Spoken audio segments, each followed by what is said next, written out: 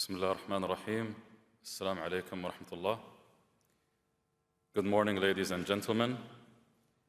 It is an honor to welcome each of you to this special Innovation Day at the 4th edition of the Qatar Economic Forum. As we gather here from near and far, we unite under a common vision of shaping the future through innovation.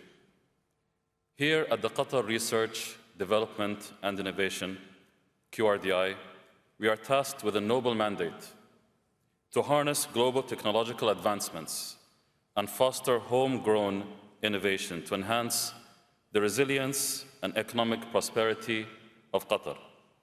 Our commitment, however, extends beyond mere technological advancements and achievements. We advocate for responsible innovation, where we aim for true progress that is inclusive and equitable, supporting innovation for all and not just for a few.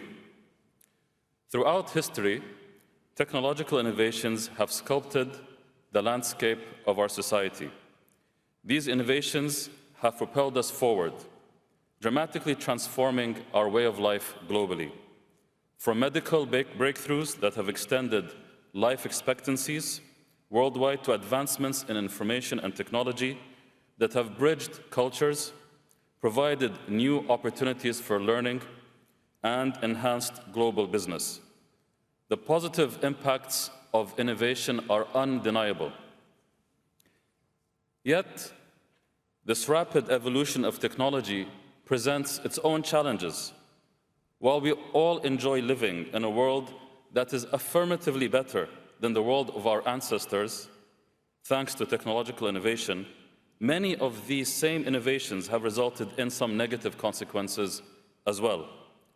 We can no longer say for certain that our children will grow up in a world that is better than ours. We must ask ourselves, if the purpose of innovation is to enhance our world, why does doubt cloud our vision for the future? Why does it seem that we are not so certain that the current trajectory of innovation will result in a better world for children around the globe? Research reflects this uncertainty. A Pew Research study found that a majority of Americans believe that young people today have a much harder time than their parents' generation when it comes to saving for the future, paying for college, and buying a home. In another survey, at least 3/4 of adults in Japan, France, Italy, and Canada say their children will be worse off than their parents. So do majorities in Spain, the UK, Australia, Belgium, Greece, the Netherlands, and South Korea. It is indeed, then, something to reflect upon that despite the incredible anticipation of acceleration in innovation, that there are so many uncertainties about the benefits coming in the future. And the situation is exacerbated as we reflect on the global south, where prosperity driven in large part by technological innovations have not been equally distributed across these nations.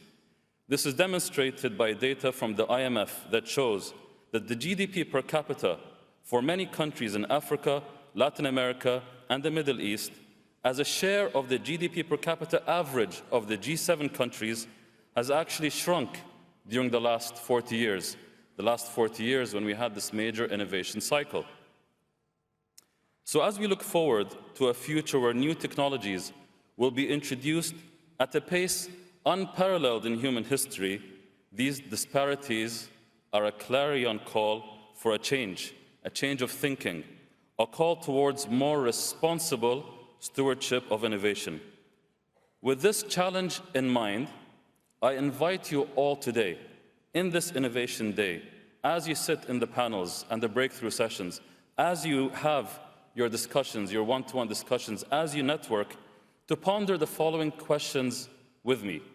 Number one, can we pioneer a global initiative that ensures that all nations, especially those in the global south, not only have access to cutting-edge technologies, but are also pivotal in shaping the innovation agenda, thereby democratizing the benefits of technological advancements. Number two, how can we enforce ethical standards in the deployment of new technologies to ensure that they serve as tools for social justice, enhancing community well-being and safeguarding human rights rather than exacerbating existing disparities? Can we commit to developing and implementing technologies that specifically aim to reduce economic disparities, ensuring that innovations in sectors like healthcare, education, and finance are accessible and beneficial to underserved populations within every nation? How can we create robust partnerships between governments, private sectors, and civil society to build a sustainable innovation ecosystem that prioritizes long-term societal gains as opposed to short-term economic benefits, particularly in regions vulnerable to exploitation? In what ways can we reform the intellectual property rights system to encourage sharing and collaboration on technological developments, ensuring that innovations crucial for public welfare, like medicines and green technologies, are not hindered by restrictive patents and high costs? At Qatar Research, Development and Innovation, we believe in responsible innovations, where scientists, technologists, and innovators proactively consider the broader impact of their work on society and the environment, and think about how their innovations will be used, who could be affected, and what potential consequences might arise.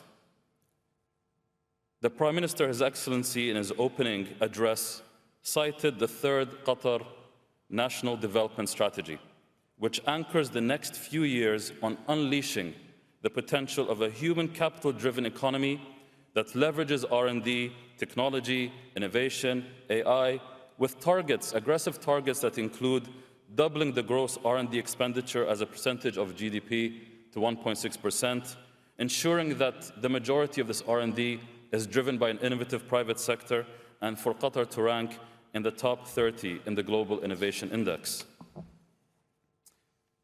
And while delivering to these targets, we must and we will strive to focus our national innovation activities on science and technology which produce responsible innovations that will benefit all of humanity, particularly in those places and communities that have not received their fair share of the economic fruits of past innovations or have suffered the negative consequences of those innovations.